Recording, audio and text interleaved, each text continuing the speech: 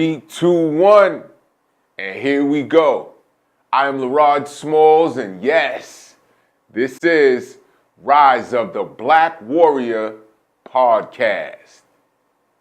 Okay, thank you so much for chiming in today here. Whether you're watching us live, in a video stream or you listening, I appreciate you spending time with us. And if this is your very first time checking out the podcast, let me welcome you. See, here we talk about power, and we get that through messages from mentors and through understandings and having powerful conversations and asking big questions, all right? Now, today we're going to dive into something. I was having a conversation going back and forth with a good friend. We had some questions, and one of those came about perspective on certain issues, especially in the black community, and about the way black men look and appear to the rest of the world. And how that comes out to play is through media, through presentations, through through news, through all of the ways that people are consuming the visual narrative of the way black people and specifically black men look. And one thing that came up in that is this movie called Vantage Point. All right, so Vantage Point. The movie came out in 2008. And what it's all about is, and not to spoil it for anybody, what it's all about is an assassination attempt on a U.S. president. And what it basically showed is 8 different perspectives of the same thing. Now, this is not the first time somebody's ever tried to play this, all right? It's called, the original thought is the Rashomon effect. Basically, multiple people having a perspective on a particular thing. Now, without spoiling it for you, because I'd love for you to check it out, but the concept is that in one event or one thing happening, there's always going to be multiple people participating, but having a completely different experience about that particular thing. So can you see how this can play out? So from any perspective, from any event, there's multiple perspectives of people having a different view about that particular thing, that particular concept. And specifically in the black communities around issues that affect our people, everybody has a different perspective. So if there's an event that happens in the community on a street corner, you've got the businessman's perspective of what happened, the police officer's perspective, you've got the person who's involved's perspective, you've got paramedics, everybody's seeing it. But there is only one perspective that's being portrayed out to the rest of the world that's creating a narrative around the country about what black men look like. And how this can play out is that if in an inner city area, right, there is crime like happens everywhere else, there's drugs that happen in everything else, there's all kinds of different things that happen in all other communities. But if the vantage point comes from someone who is skewed in a racially charged negative manner, if you've got a CEO of a news conglomerate that see things a certain way, if you've got an editor from a newspaper that sees things a certain way, and they use their particular perspective and their filter, their personal lens of the way they see things, right?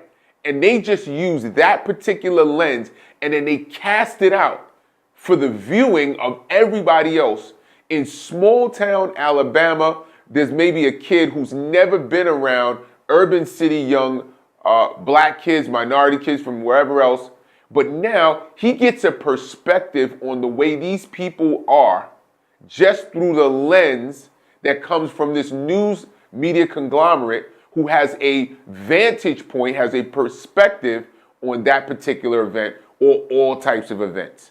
So, can you see how very important it is that you take time to challenge everything that you see, everything that you hear about any particular person or situation, especially when you're receiving that information through a media news outlet.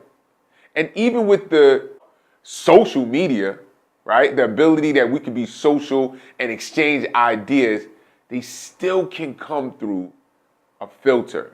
They still will come through a filter. And it's somebody's vantage point. Just a perspective.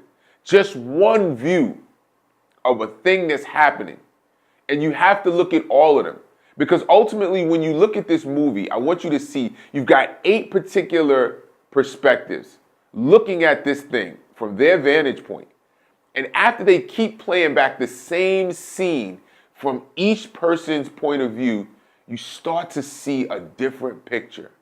And you could see how one person could see it in one particular way and believe it to be true in their heart. But when you see the whole picture from different views, now you have an entirely different frame. You have an entirely different painting. And that's very important. It's very important for us to control the narrative about what men look like from African descent, black men here in America. It's very important for our kids to see who it is that we are. It's very important for our future business partners all around the world who will be doing business with us to know that we are just as diverse, just as powerful, just as clear, just as vulnerable as them, to everybody. And when we all can see each other as being powerful, as being kings, we have a certain new perspective. All right, so that's my view on this movie, Vantage Point. I do my best to look at the world and see it through different eyes, and through the eyes of movies, and through the eyes of books, and through the eyes of authors and directors. All these different ways that we can consume ideas and then share them. All right? So I'm so glad you guys checked this out. Definitely keep sharing, liking this podcast. And I'm going to challenge you today. I'm going to challenge you today. If you're a man looking at this and you're saying to yourself, well, how do I take it to the next level? How do I move myself forward? I'm going to challenge you. Go out to riseoftheblackwarrior.com. All right? Go to riseoftheblackwarrior.com. I got some free gifts there for you. We got some great information for you to challenge yourself to see exactly who it is that you are, where you are, and where is it that you determine that you're going to go. We would love to support you. We have a powerful tribe, and we want to support you and share great ideas with you to move you and your world forward. Now, on that note, remember, you are only one decision away from changing your whole world. All right, everybody. Peace.